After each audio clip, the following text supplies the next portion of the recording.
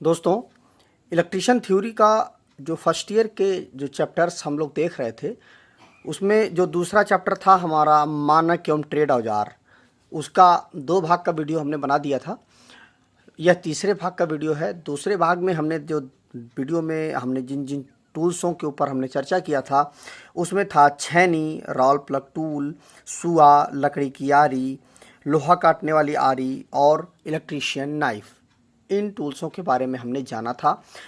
अब आगे आज की इस वीडियो में हम कई सारे टूल्सों के बारे में और डिटेल से समझेंगे, जिसमें से जो पहला है हमारा चाबियाँ। चाबियाँ जो होती हैं हमारी, इनको हम स्पैनर भी बोलते हैं। ठीक है। अब इनका क्या काम होता है, देखिए, जो भी ये जो चाबियाँ होती हैं या स्पैनर बोलते हैं या इनको हम पाना भी बोलते हैं ना इंडस्ट्री की भाषा में, ये जो होते हैं 10, 11, 12, 13, 14, 15, 16, 17, 18, 19, 20, 22, ठीक है, ये mm में। इस तरह से कई सारे और भी आते हैं, ये मैंने कुछ आपको बता दिए। तो क्या होता है कि जैसा आप स्क्रीन पर देख रहे हैं, इसमें 2 साइड में होता है, इस तरह से 2 साइड में होता है। इस तरह से एक साइड में 10 नंबर होगा, 10 mm का होगा, और एक साइड में 11 mm का होगा। इस साइड में हम 10 mm का जो नट बोल्ट होता है उसको खोल सकते हैं, इस साइड में हम 11 mm का जो नट बोल्ट होता है उसको खोल सकते हैं। तो यह जो होता है, या इसको हम चाबी बोलते हैं। और एक इस तरह से होता है, इसको हम पाना बोलते हैं या स्पैनर सेट, स्पैनर बोलते हैं। यह रिंग टाइप में होता है। यह जो है, जो चाबियां होती हैं, वह जो नट बोल्ट हमारा होता है उसके 2 जगह पर ये ग्रिप बनाता है, और यह हर खांचे पर एक ग्रिप बना करके ज़्यादा अच्छे से यह नट बोल्ट को खोल सकता है। स्पैनर जो होता है, इसकी पकड़ बहुत अच्छी होती है। यह जो हमारा स्पैनर सेट होता है, यह अलग अलग आकारों में होता है, कई सारे, जैसा कि मैंने आपको बताया है किस तरह होता है।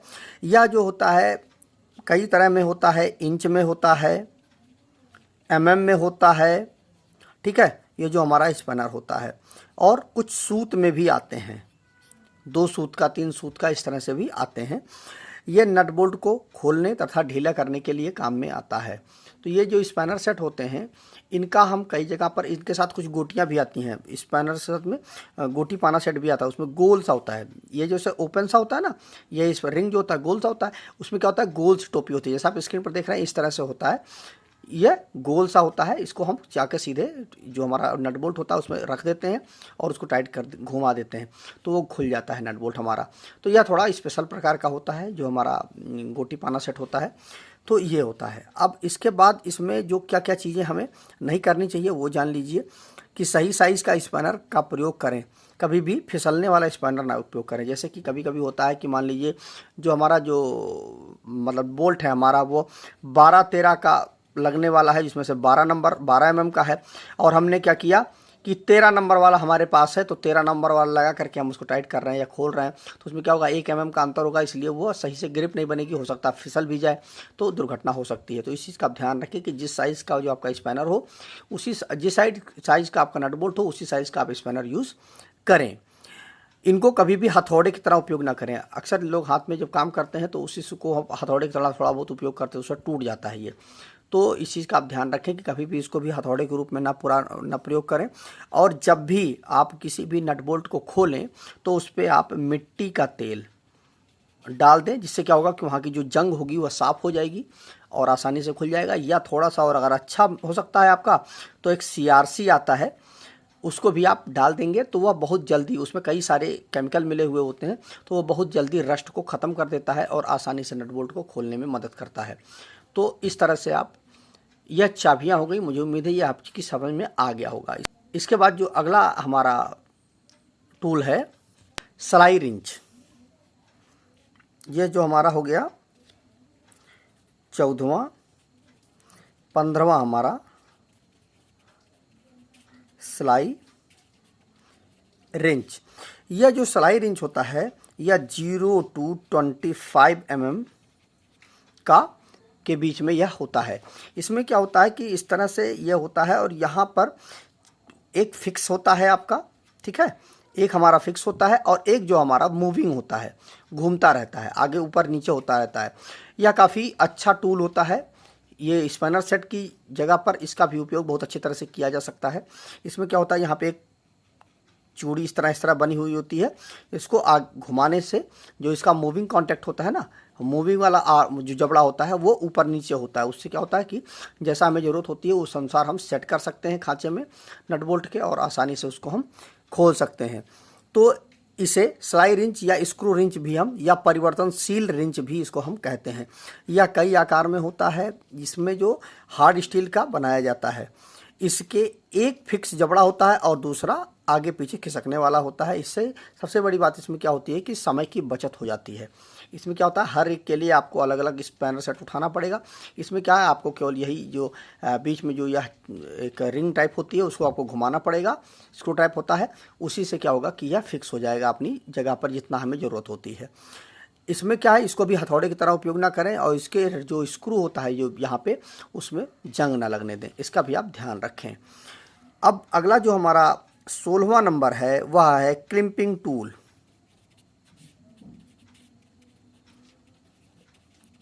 अब यह क्लिपिंग टूल क्या होता है, यह बहुत ही महत्वपूर्ण टूल होता है हमारा। यह जो है 200 mm और 250 mm में होता है। यह जो होता है, इसका काम यह होता है कि जैसे कि कोई भी हमारा तार है, ठीक है, कोई भी केबल है हमारी। अब जैसे यह हमारा एक तार है, ठीक है। अब इसमें क्या है कि इसको हमें कहीं पर कनेक्ट करना है, तो अब क्या करेंगे हम, वहाँ पर हमें दिक्कत ये हो जाएगी क्योंकि यह तार की अच्छी पकड़ नहीं हो पाएगी। इसकी वजह से यह सही से कनेक्ट नहीं हो पाएगा और हीट होकर के जल जाएगा। तो यह जो हमारा लग होते हैं, ये जो एल्युमिनियम में भी आते हैं और कॉपर में भी आते हैं, दोनों प्रकार के होते हैं ये लग। अब इनमें कई साइज़ में होते हैं। ओ टाइप का भी हमारा लग आता है, ठीक है, यू टाइप का भी आता है, और अलग अलग प्रकार के पिन टाइप का भी लगा हमारा आता है। तो कई प्रकार के हमारे लग आते हैं। तो उन लगों को पीछे वाला जो हिस्सा होता है वो हम यहाँ पर अंदर डाल करके और क्लिपिंग मशीन से इसको दबा देते हैं, ठीक है। अब उससे क्या होगा कि सीधे सीधे अब इस तार में कोई भी चीज़ नहीं होगी, ठीक। अब मान लीजिए कोई चीज़ है, कोई नट बोल्ट है, वहाँ पे हमें टाइट करना है। तो अब मान लीजिए हम अगर यू टाइप अगर हम लग लगा देते हैं तो यहाँ बीच में हमारा नट बोल्ट जो है टाइट हो जाएगा। उससे क्या होगा कि इतना एरिया अच्छे से वह पकड़ लेगा और अच्छे से कनेक्टिविटी हमारी बन जाएगी। या ओ टाइप, हम मान लीजिए कोई हमारा नट बोल्ट है, उसके बीच में हम ओ टाइप लग लगा करके अगर हम टाइट कर दें तो उससे क्या होगा कि कनेक्टिविटी बहुत अच्छी बन जाएगी, ठीक है। तो वहाँ पर क्या है कि जैसे अब ये सीधे इस एक तार को हम लगाएंगे या रिंग बना कर लगाएंगे तो सही से पकड़ नहीं हो पाएगी। तो इसमें हम क्या करेंगे कि लग को क्लैंप कर देंगे और उस लग को हम टाइट कर देंगे उस जगह पर जहाँ पर हमें ज़रूरत है। तो इससे बेनिफिट हमें क्या मिल जाएगा कि कंटिन्यूटी अच्छी मिल जाएगी और जो स्ट्रेंथ है वो बहुत अच्छी हो जाएगी। तो उस लग को क्लैंप करने के लिए, अच्छे से यहाँ पर क्लैंप करने के लिए हम क्लैंपिंग टूल का उपयोग करते हैं। अलग अलग साइज के लिए अलग अलग क्लैंपिंग टूल आता है। जैसा कि हमारा स्क्वायर mm में तार होते हैं, उसी साइज इनमें डाई होती है। उस डाई के अनुसार हम सेट कर देंगे डाई को और हम टाइट कर देंगे। जैसे कि हमारा 1 स्क्वायर mm का अगर तार है तो 1 स्क्वायर mm का, 2.5 स्क्वायर mm का तार है तो 2.5 स्क्वायर mm का लग क्लैंपिंग टूल है। उस खांचे को सेट कर दें, उस साइज़ का जो हमारा लग आ जाएगा, ठीक है। हम अगर मान लें हमारा 4 स्क्वायर mm का है, 10 स्क्वायर mm का है, 16 स्क्वायर mm का है, जितने भी साइज़ के हमारे केबल आते हैं उतने साइज़ के हमारे लग भी आते हैं। तो उन लगों को हम इसमें सीधे डाल करके और हम टाइट कर सकते हैं। बहुत बार ऐसा होता है कि हमारी जो केबल होती है वह हमारी एल्युमिनियम की होती है, तो अगर हम उसको टाइट करना है तो वह कभी कभी क्या होता है कि एल्युमिनियम जो होता है थोड़ा मुलायम धातु होती है, तो वहाँ प्रॉब्लम ये हो जाती है कि सही से कनेक्टिविटी नहीं हो पाती है। तो अगर हम एल्युमिनियम में यहाँ पर अगर हम लग लगा करके अच्छे से हम टाइट कर देंगे तो उससे क्या होगा, उसकी लाइफ अच्छी हो जाएगी। या कभी कभी ऐसा होता है कॉपर की केबल होती है तब तो कोई दिक्कत ही नहीं होती है, तब तो अच्छा ही होता है। लेकिन एल्युमिनियम में प्रॉब्लम आती है तो उस जगह पे हमें लग का बहुत अच्छा उपयोग वहाँ पे करने को मिलता है, ठीक है। तो क्लैंपिंग टूल क्या करता है, उस लग को केबल में तार के में पंच करने का काम करता है, अच्छे से पंच कर देता है। जिससे क्या होता है कि लग जो है सारा का सारा जो लोड होता है वो लग पे आ जाता है और लग बहुत अच्छी तरह से क्लैंप होता है, तो अच्छे से कनेक्टिविटी हमारी बन जाती है। तो ये हो गया क्लैंपिंग टूल। अब यह जो क्लैंपिंग टूल होता है इसकी मदद से हम एल्युमिनियम के थिम्बल लग को क्लैंप करते हैं, क्योंकि एल्युमिनियम के तारों पर सोल्डरिंग नहीं की जा सकती है। जो एल्युमिनियम के तार होते हैं उन पर सोल्डरिंग अच्छे से हम नहीं कर सकते हैं, इसलिए यह प्रॉब्लम होती है। तो वहाँ पर हम क्रैम्पिंग टूल की मदद से हम लग को क्लैंप करके हम उसका उपयोग करते हैं। इसमें क्या होता है कि इंसुलेशन को उतार करके इसके ऊपर हम लग को पहना करके हम पंच कर देते हैं, तो अच्छे से वो वर्क करने लगता है। इसमें हमें क्या नहीं करना चाहिए, इसको भी कभी भी हमें हथौड़े के रूप में ना उपयोग करें जो क्रैम्पिंग टूल है हमारा, और स्टील का इसका मतलब इसको जो है हम कभी भी लग को क्लैंप करने के लिए स्टील के तार पर इसका भी उपयोग ना करें। तो ये हो गया हमारा 16वां। अब 17वां जो हमारा पॉइंट आता है वो वायर स्ट्रिपर आता है। वायर स्ट्रिपर, अब वायर स्ट्रिपर जो होता है हमारा वह 150 mm, उसके बाद जो हमारा 200 mm में आता है। मतलब ये हुआ कि 6 इंच और 8 इंच में यह आता है हमारा जो वायर स्ट्रिपर होता है। यह जो कुछ इस तरह से हमारा वायर स्ट्रिपर होता है, ये हमारा वायर स्ट्रिपर है, ठीक है। इसका उपयोग क्या करते हैं हम, क्यों करते हैं कि जैसे हमारा जो प्लास होता है उस प्लास की मदद से हम तार को छीलने का काम करते हैं। जैसे हमारा ये प्लास है, इस प्लास की मदद से हम किसी तार को छीलते हैं। तो कैसे, देखिए जैसे कि हमारा ये तार है, इस तार को हमें छीलना है तो क्या करेंगे हम, इस तार को हम इस तरह से प्लास से ऐसे करेंगे 2-3 बार कटर पे और खींचेंगे, तो इस तरह से हमारा तार जो है छील जाएगा, ठीक है। लेकिन कभी कभी क्या होता है कि यहाँ पे अगर आप सही से आपके पास अनुभव नहीं है तो वहाँ पे प्रॉब्लम ये हो जाती है कि तार में यहाँ पर कट लग जाता है। अब मान लीजिए यहाँ पर 4-6 तार हैं, ठीक है, मान लीजिए 3 ही 4 तार हैं यहाँ पर, और अगर आपका कट ज़्यादा गहरा लग गया तो 1-2 तार कट गए इसके, तो उससे प्रॉब्लम ये हो जाएगी कि आपका ये जो तार है मतलब केबल की जो कंटिन्यूटी है वह कमज़ोर हो जाएगी, केबल हमारी कमज़ोर हो जाएगी, जल्दी ही ख़राब हो जाएगी जहाँ पर कनेक्ट की गई है। तो उस जगह पर उस समस्या को दूर करने के लिए हम क्या करते हैं कि प्लायर की जगह पे हम इस वायर स्ट्रिपर का उपयोग करते हैं। यह वायर स्ट्रिपर क्या करता है, देखिए यहाँ पर, देखिए यहाँ पर कटर के बीचों बीच में देखिए एक ग्रुप सा बना हुआ है। यह ग्रुप इसीलिए बनाया जाता है कि वायर केवल पीवीसी जो है वायर का वो कट जाए और तार पूरी तरह से हमारा सेफ बचे। कभी कभी ऐसा होता है कि जो तार होता है हमारा वो सिंगल कोर का हो, तो सिंगल कोर के तार में हमारी ये प्रॉब्लम हो जाती है कि उसमें तो कट लगी जाता है। अगर सिंगल कोर का तार, इसे भी हम कई तार हैं इसमें, तो इसमें नुकसान कम होगा। इसे मान लीजिए 10-20 तार हैं, 1-2 तार कट गए तो कोई दिक्कत नहीं है, ठीक है। लेकिन अगर सिंगल कोर का तार है तो वहाँ पर प्रॉब्लम ये हो जाएगी, अगर हल्का सा भी कट लग गया तो वह तार की जो स्ट्रेंथ है वो कमज़ोर हो जाएगी और वह सही से काम नहीं करेगा। थोड़ा सा भी मुड़ा होने पर तार टूट जाएगा और आपके लिए समस्या हो जाएगी। तो वहाँ पर क्या करें, हम वायर स्ट्रिपर का यदि आप उपयोग करते हैं तो वहाँ पर सबसे अच्छी चीज़ ये हो जाएगी कि केवल और केवल यह पीवीसी ही हटेगी, तार पे किसी भी प्रकार कोई प्रभाव नहीं पड़ेगा। जैसे कि ये देखिए, अब हम इस ग्रुप में हमने यहाँ पर रख दिया, देखिए तार को, देखिए ये ग्रुप है ना, यहाँ पर हमने ला कर रख दिया और उसके बाद इसको हम हल्का सा पंच करेंगे और इस तरह से हमारा ये तार से पीवीसी जो है हट जाएगी और हमारा तार पूरी तरह से सेफ रहेगा। किसी प्रकार का कोई भी जो वायर है उस पर कोई भी घाव नहीं होगा, ठीक है। एक बार और देख लीजिए आप, देखिए आप सीधे इसको आपको ऐसे ही प्रेस करना है हल्का सा, वो ऐसा बनाया ही जाता है कि केवल और केवल पीवीसी हटे और आपका जो मतलब हमारा वायर है उस पर किसी प्रकार कोई भी घाव ना हो, ठीक है। सिंगल कोर का अगर तार है हमारा तो उसमें भी यही चीज़ें होती हैं। सिंगल कोर के तार में भी, मतलब जिसमें एक तार होता है केवल, उसमें भी यही चीज़ होती है कि केवल पीवीसी आसानी से उतर जाएगा और मतलब वायर में किसी प्रकार का कोई भी घाव नहीं होगा, जिससे कि उसकी जो लाइफ है वो अच्छी बनी रहे। तो यह वायर स्ट्रिपर बहुत ही महत्वपूर्ण होता है। केबल को छीलने के लिए इसका उपयोग ज़्यादा किया जाता है। अब यह जो वायर स्ट्रिपर हमारा होता है यह 150 mm और 200 mm की साइज़ में आता है, ठीक है। जैसे कि यह हमारा है या 150 mm का वायर स्ट्रिपर है। प्लास क्या है कि उसमें अच्छे से हम, अगर आपके पास अनुभव अच्छा है तो आप अच्छे से तार छील लेंगे, लेकिन अगर अनुभव नहीं है तो निश्चित ही उसमें जो तार हैं कुछ ना कुछ तो कट ही जाते हैं। तो इसलिए वायर स्ट्रिपर का उपयोग करना चाहिए। उसके बाद जो इसमें क्या है कि देखिए यह हार्ड स्टील का बना हुआ होता है तथा इसमें जो कटर होता है, इसका जो कटर होता है इसको भी टेम्पर कर दिया जाता है, ठीक है। इसके कटर को भी टेम्पर कर दिया जाता है और इसमें क्या होता है कि इस कटर के बीचों बीच में यहाँ पर देखिए गोल सा बना दिया जाता है। ये देखिए ये गोल सा बना दिया जाता है, केवल यहाँ पर ही तार को रख करके हम इसकी पीवीसी को हटा देते हैं और यह सावधानीपूर्वक, इससे कोई दिक्कत नहीं होती है। प्लास से आपको सावधानीपूर्वक हटाना पड़ता है, लेकिन इसमें क्या है कि बहुत ज़्यादा सावधानी बरतने की ज़रूरत नहीं है, तार में घाव नहीं आता है लगभग, या आराम से पीवीसी को उतार देता है और तार पर कोई कट भी नहीं आता है। इसमें हमें क्या नहीं करना चाहिए कि तारों की गेज के अनुसार ही कटर का सेट निर्धारित करें। बहुत जैसे यह है हमारा, ये जैसे सिंगल एक ही इसमें मतलब गैप है, बहुत सारे ऐसे होते हैं कि उसमें अलग अलग तारों के लिए अलग अलग ग्रुप होते हैं। तो उसमें क्या होता है कि वहाँ पर जिस तार का जिस स्क्वायर एम का तार आप काट रहे हैं उसी स्क्वायर एम पर उसको सेट करना चाहिए, जिससे कि सही से वह पीवीसी को उतार पाए। और इसमें कभी भी जंग ना लगने दें, अगर जंग लग जाएगा तो भी यह ख़राब हो जाएगा। तो इस चीज़ का आप विशेष ध्यान रखें। इसके बाद जो है हमारा बेंच वाइस आता है, 18वां बेंच वाइस।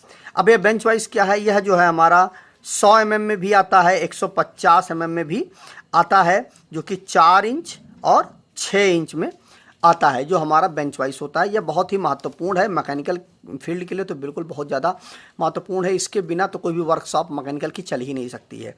या वर्कशॉप में बेंच पर कसा हुआ था, मेज पर आप देखते होंगे कि एक जो है कसा हुआ होता है।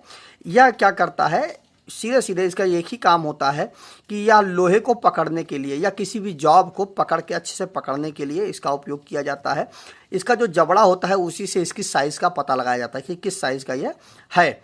या जॉब को पकड़ करके अच्छे से फिक्स कर देता है, और उसके बाद आप इसे मान लीजिए किसी का नट बोल्ट को आपको खोलना है तो आप पहले बेंच वाइस पर बांध दें, उसके बाद फिर आप स्पैनर से आप नट बोल्ट को खोल दें। तो उससे क्या होगा कि एक साइड का हिस्सा अच्छे से पकड़ रहेगा और दूसरे साइड को आप काम कर सकते हैं। तो यह बहुत ही महत्वपूर्ण चीज़ होती है। इसके बिना मैकेनिकल की वर्कशॉप का कोई भी काम नहीं किया जा सकता है। या मतलब यह जो हमारा बेंच वाइस होता है, इसको जहाँ जिस मेज पर या जिस लकड़ी पर यह कसा हो तो वह अच्छे से कसा हो, लूज़ नहीं होना चाहिए। अगर लूज़ होगा तो सही से यह वर्क नहीं करेगा। और काम के बाद इसकी सफाई करना अनिवार्य है। अगर आप सफाई नहीं करेंगे तो अच्छे से यह काम कुछ दिन बाद इसमें क्या होता है, बाबरी फंस जाएगी तो दिक्कत करने लगेगा। तो इस चीज़ का भी आप ध्यान रखें। अगला है हमारा 19वां शोल्डरिंग आयरन।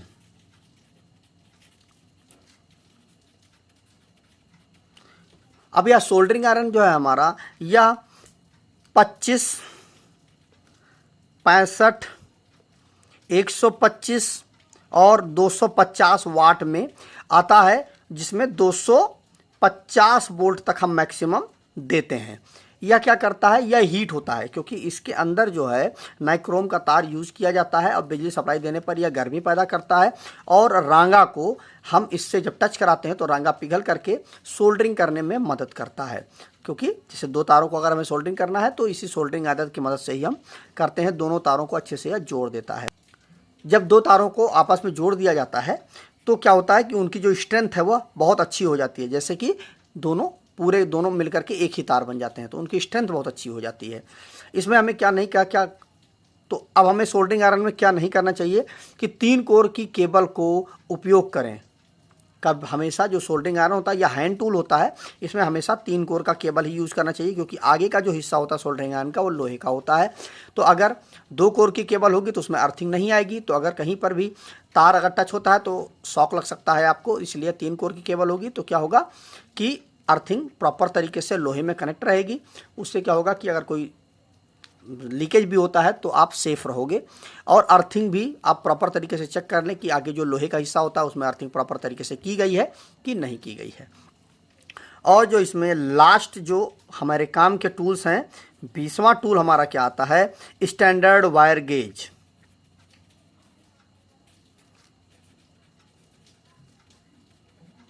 अब यह स्टैंडर्ड वायर गेज क्या होता है, यह 0 से लेकर के 36 mm तक के वायर को यह नाप सकता है, जो हमारा स्टैंडर्ड वायर गेज होता है। या वायर को भी और एक चद्दर को भी नाप सकता है।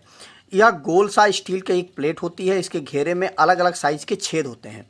इस तरह से जैसा मैं आपको दिखाने की कोशिश कर रहा हूँ, इस तरह से इसमें छेद भी होता है और या खांचा भी होता है। इसमें अलग अलग साइज का, मतलब 0 से लेकर के 36 mm तक का इसमें छेद होता है। इसमें अलग अलग नंबर मतलब जो होल होते हैं उन पर अलग अलग नंबर लिखा होता है, जो कि mm में होता है। इसके तारों को यहाँ पर अगर तार है तो इसमें आप गोले में डालें, और अगर चद्दर है तो इस स्लॉट में डालें। तो आपको पता चल जाएगा कि किस साइज़ का चद्दर है, किस साइज़ का हमारा तार है। इससे तार की मोटाई का पता चल जाएगा। इसमें एक चीज़ और ख़ास होती है कि यह जो हमारा स्टैंडर्ड वायर गेज होता है, इसमें जब भी आप तार को डालें या चद्दर को डालें तो वह एकदम फिक्स, एकदम टाइट नहीं जाना चाहिए या एकदम लूज़ ना जाए, आराम से चला जाए, तो उसी से आप नापेंगे। ऐसा नहीं है लूज़ है तो वह सही से बता नहीं पाएगा, वो सही साइज़ नहीं होगी। आराम से आप उसमें मान लीजिए चद्दर है तो आराम से आप डालें, तो उससे क्या हो कि वो बहुत लूज़ ना हो और टाइट भी ना हो कि आप ज़बरदस्ती डालें। तो अगर ज़बरदस्ती डालेंगे तो उसका जो साइज़ है वो, मतलब जो यह जो होल है, स्लॉट है, वो फैल जाएगा, तो उससे हमारा स्टैंडर्ड वाइज गेज भी ख़राब हो जाएगा। और इसमें जो हमारा होल है, इसमें भी तार अगर आप ज़बरदस्ती डालेंगे तो उससे भी इसकी जो होल है वह बड़ा हो जाएगा, उससे भी हमारा स्टैंडर्ड वाइज गेज ख़राब हो सकता है। तो इसका चीज़ का भी आप ध्यान रखें कि सही साइज़ में आराम से स्लॉट में चला जाए। इसमें भी क्या हमें नहीं करना चाहिए, जंग लगने से आप इसको बचाएं, जो हमारा स्टैंडर्ड वायर गेज है उसको जंग लगने से बचाएं और तारों को आसानी से खांचे में डालें। तो अब आइए इन सारे जो हमने टूल्स के बारे में जाना है, इनको आप नोट डाउन कर लें, जिससे आपका एक नोट्स तैयार हो जाए। अब देखिए, चाबियां तथा पाने ये आप डाल लें इस तरह से 10, 11, 12, 13, 14, 15, 16, 17 इस तरह से साइज में ये आते हैं। अलग अलग आकारों के स्पैनर सेट होते हैं। कई स्पैनर जो है सूत तत्वा इंच में भी होते हैं। ये नट बोल्ट को ढीला तथा कसने के काम में आते हैं। क्या नहीं करना चाहिए, सही साइज़ का स्पैनर सेट का प्रयोग करें जिससे नट बोल्ट फिसले ना। इनको हथौड़े की तरह ना प्रयोग करें। पुराने नट बोल्ट पर CRC या मिट्टी का तेल डाल करके ही खोलें। अगला है हमारा 15वां स्लाई रिंच। 0 से लेकर के 25 mm के बीच में यह होता है। इसे स्लाई रिंच या स्क्रू रिंच या परिवर्तनशील रिंच भी कहते हैं। यह कई आकार में होते हैं। यह हार्ड स्टील का बना होता है। इसमें एक फिक्स जबड़ा तथा दूसरा आगे पीछे खिसकता है। इससे समय की बचत होती है। इसमें क्या नहीं करना चाहिए, इसे हथौड़े की तरह ना बनाएं, ना प्रयोग करें। स्क्रू को जंग लगने से बचाएं। 16वां है हमारा क्रिम्पिंग टूल। 200 mm में यह आता है और 250 mm में भी आता है। इसकी मदद से एल्युमिनियम के थिम्बल मतलब लग जो होते हैं, लग को क्लैंप किया जाता है, क्योंकि एल्युमिनियम के तारों पर सोल्डरिंग नहीं हो पाती। तारों पर एल्युमिनियम की ऊपर का इंसुलेशन उतार कर लग को उसमें पहनाकर पंच करते हैं। इसमें क्या ना करें, हथौड़े के रूप में प्रयोग ना करें। स्टील पर इसका प्रयोग ना करें। अगला है वायर स्ट्रिपर। 150 mm, 200 mm मतलब 6 इंच और 8 इंच में यह होता है। यह हार्ड स्टील का बना होता है तथा कटर को टेम्पर किया जाता है। इसका कटर गोल होता है। इसका कटर बड़ी ही सावधानी से केबल पर लगाकर PVC उतारता है और तारों को कोई भी कट नहीं लगने देता है, जिससे तारों पर कोई कट नहीं लग पाता है। तारों को इसमें क्या ना करें, तारों की गेज के अनुसार ही कटर को सेट करें। कटर पर जंग ना लगने दें। अगला है हमारा बेंच वाइस। यह 100 mm, 150 mm मतलब 4 इंच और 6 इंच में होता है। यह वर्कशॉप पर बेंच में कसा होता है। इसके बिना मैकेनिकल की वर्कशॉप अधूरी है। यह नर्म लोहे की बनी होती है तथा जबड़े पर सख्त लोहा होता है। इसका आकार जबड़े की साइज पर निर्भर करता है। यह किसी जॉब को पकड़ने का काम में आता है। यह बेंच पर कसा होना चाहिए। काम के बाद सफाई जरूरी है। अब जो हमारा अगला है सोल्डरिंग आयरन। यह 25, 65, 125 और 250 वाट में होता है। इसमें नाइक्रोम के तार में बिजली की सप्लाई देने पर गर्मी पैदा होती है। इससे रांगे को गर्म करके 2 तारों को अच्छी प्रकार से जोड़ते हैं। इसमें क्या ना करें कि 3 कोर के केबल को ही उपयोग करें, 2 कोर के केबल इसमें उपयोग ना करें। सप्लाई देने के लिए अर्थिंग होना अनिवार्य है। और स्टैंडर्ड वायर गेज जो है हमारा 20वां है। 0 से लेकर के 36 SWG के बीच में होता है। यह गोल स्टील की पतली प्लेट होती है। इसके घेरे में अलग अलग साइज के छेद होते हैं। इन पर नंबर लिखा होता है। इसमें तारों को डालकर चद्दर की मोटाई व तार की मोटाई का पता करते हैं। इसमें क्या ना करें, जंग लगने से बचाएं। इसको तारों को आसानी से खांचे में डालें। तो इस तरह से ये हमने नोट्स तैयार कर लिए हैं। इसके बाद अगले टॉपिक पर हम अगली वीडियो में चर्चा करेंगे। तो आज के इस वीडियो में बस इतना ही, मिलता है एक नए वीडियो में। नमस्कार दोस्तों।